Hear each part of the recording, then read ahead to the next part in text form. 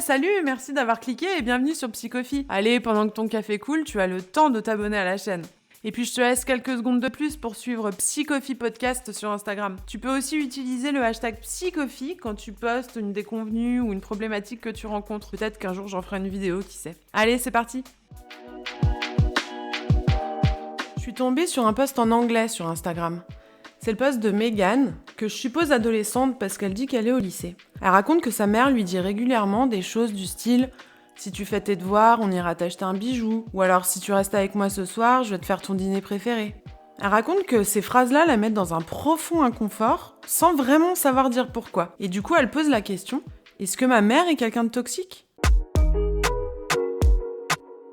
Alors normalement, la famille est un refuge, un lieu où on se sent bien et on peut être nous-mêmes et malgré ça, on est aimé inconditionnellement. Dans l'enfance et dans l'adolescence, le parent sain doit permettre à son enfant de se construire une représentation saine de soi, mais aussi des autres, et aussi une bonne estime de soi. Et puis malheureusement, pour des raisons variées, des mauvais traitements pendant l'enfance ou alors un trouble psychopathologique, il arrive qu'il y ait des parents qui soient toxiques.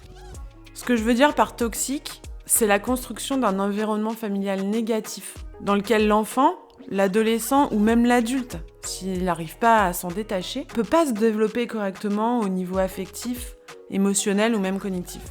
Je vais te parler de 7 comportements parentaux toxiques. Évidemment, il y en a d'autres, j'en ai sélectionné 7. Alors, le parent toxique fait du chantage affectif. J'ai commencé par celui-là parce que c'est exactement ce que vit Megan. Sa mère utilise la manipulation émotionnelle. Elle fait des demandes à sa fille pour obtenir ce qu'elle veut. Qu'elle fasse ses devoirs ou qu'elle reste avec elle. Et en fait, elle garde un contrôle sur son comportement. Le chantage affectif, il est malheureusement très répandu. Et il est reconnu aujourd'hui comme une forme d'abus psychologique. Ce qui est insidieux dans cette manière de faire de la part du parent toxique, c'est que les menaces sont pas forcément négatives. Megan, elle va avoir son repas préféré ou un bijou si elle fait ce que la mère lui demande. Elle va pas avoir une fessée ou un coup de martinet. Elle va avoir son repas préféré. Et je veux te donner un exemple très courant du chantage affectif dans la petite enfance. C'est le « si t'es pas sage, le Père Noël, il va pas passer ». Je pense qu'on l'a tous entendu.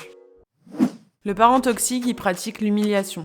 C'est une des méthodes préférées du parent toxique. Ça peut passer par des blagues très humiliantes comme « Attention, tu vas rayer le parquet avec tes grandes dents » ou alors des phrases très méchantes et qui visent à rabaisser son enfant devant les autres. « Ah bah regardez comme elle mange, elle risque pas de trouver un copain ». C'est arrivé à une de mes amies. Alors le troisième élément, c'est que le parent toxique adore avoir un mode de parentalité très critique. Il n'y a jamais rien qui est assez bien pour le parent toxique. C'est les résultats scolaires quand t'es enfant, adolescent, mais c'est aussi en tant qu'adulte, ton boulot qui est pas assez bien, ou ta manière d'élever tes enfants. Il s'agit pas de ne pas pouvoir entendre les reproches de son parent. Si ton père ou ta mère te font des critiques sans cesse, sans jamais avoir un compliment pour toi, peut-être que c'est un parent toxique. La quatrième chose, c'est les modes de communication.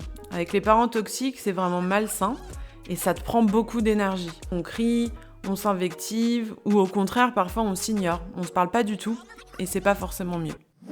Le cinquième élément concerne les enfants et les adolescents qui vivent encore chez leurs parents. Pour eux, quand le parent est toxique, c'est difficile d'avoir une vie privée ou en tout cas un espace personnel à soi. Par exemple, le parent rentre dans la chambre ou dans la salle de bain sans frapper. Ou alors, il lit le journal intime de son enfant. Alors déjà, c'est très insécurisant pour l'enfant. Et en plus, plus tard, l'enfant ou l'adolescent aura tendance à croire que toute son existence est mélangée, collée à celle de son parent toxique. Et ça, c'est très malsain. Et puis, le parent toxique est très lunatique. Il rit et puis il se met à pleurer dans la seconde d'après. Alors, quand t'es enfant, t'as besoin de sécurité pour te construire des repères. Et ça passe aussi par la constance émotionnelle de tes parents. Donc c'est très insécurisant pour l'enfant, encore une fois. Puis plus tard, en tant qu'adulte, c'est pas à toi de réparer tes parents. C'est pas à toi d'essayer de comprendre les émotions de tes parents et les montagnes russes. Alors évidemment, quand ton parent va mal, bien sûr que tu peux l'aider. Ce que je te dis, c'est que si c'est récurrent, ce n'est pas à toi, d'une, d'en pâtir, et deux, de le sauver. Puis le dernier comportement du parent toxique que j'ai retenu, ce sont les règles de la maison. En général, le parent toxique met des règles très rigides et parfois très irréalistes. Moi, j'ai déjà vu des parents s'en prendre à leur enfant de 3 ans parce qu'ils connaissaient pas tous les animaux de la forêt par cœur. J'en ai aussi vu qui, à 8 mois, reprochaient à leur fille de ne pas boire son biberon assez vite. 8 mois.